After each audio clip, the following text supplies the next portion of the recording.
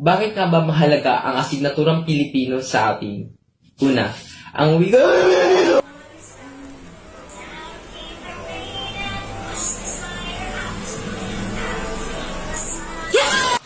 Pag tumingin ka, akin ka.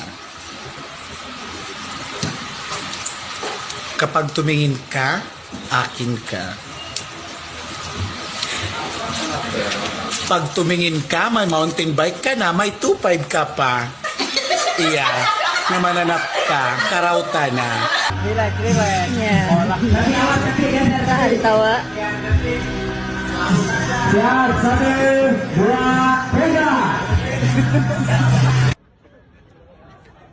Babae ako, sir.